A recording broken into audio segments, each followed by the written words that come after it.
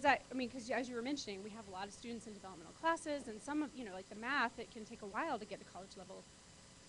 I was just curious. That's a good question. I don't believe it does, but where's Ann? Is Ann in here hiding to do? Am I right? I believe that developmental courses are excluded from that measure, or are they included? Oh. We use a program that my counterparts and I developed with the state with the definition, and it's really, it takes, the denominator is all of the students in all of their classes that they signed up for a grade in. The numerator is all of the passing grades, A, B, C, or S. And so that development are included in there. Every credit course could be in there. Audits, if they signed up for audit, excluded. Labs associated with lectures where no grades are intended, those are excluded. And the incompletes are included. So as long as we reported you as having been enrolled, that student is in the mix. And that is consistent across all the community colleges in the state, and so it's reflective across each institution. Thanks, Ann.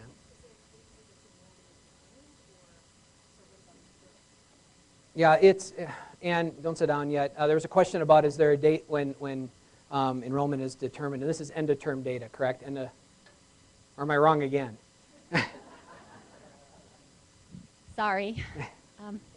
We run the report after the term is over. We have what we call the enrollment reporting census date, which is the 12% mark of a class. So if you roll in a course, you're still enrolled on that 12% mark, which a full semester course, think the 20th day on the calendar from when you start.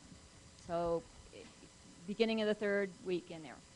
If you're officially enrolled in any course, you're officially counted and we report you to the state.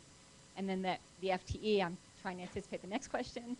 FTE is based on the number of credits students are enrolled in on that census date. So there's not a specific date on the calendar because of short courses and late start courses and all of that, which is why we actually run it after the fact. Okay?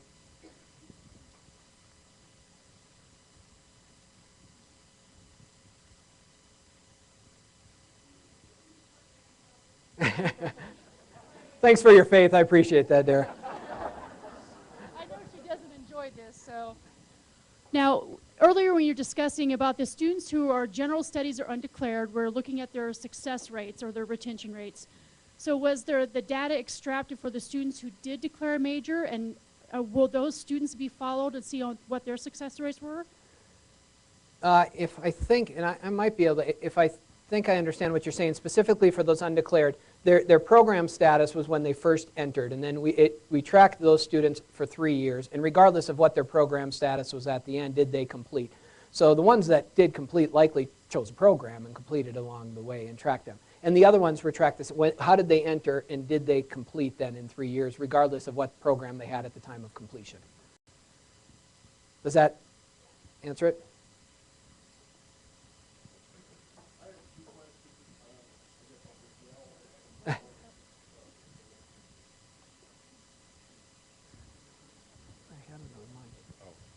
And one question maybe for you, Ann. I like this. Okay. Is the denominator the number of students as of the census date? It's the number of student courses. So Bert, you're enrolled in 3 courses you originally enrolled in 4, by the census date of 1, you've dropped it. So you're counted in the denominator 3 times. And you pass 2, so you get your numerator is the 2 times you pass. So students who withdraw or drop out before the end of the semester but after the census date are essentially counted as failures? Is that true? That's correct. Yep. And my last question is there any data as to how the other community colleges are doing with this? Yes, and we weren't happy. When we first did it, we just started implementing this on state funding. We ran the report for 2 years. It was 9, 10, and 10, 11 as a kind of a baseline. we came out like 72% and 71% and at the bottom of the heap. That's the... Other questions? Yeah, I just want to make a comment. I've heard this about, Wyoming overall with our public schools and with our colleges, that we cost more per student, but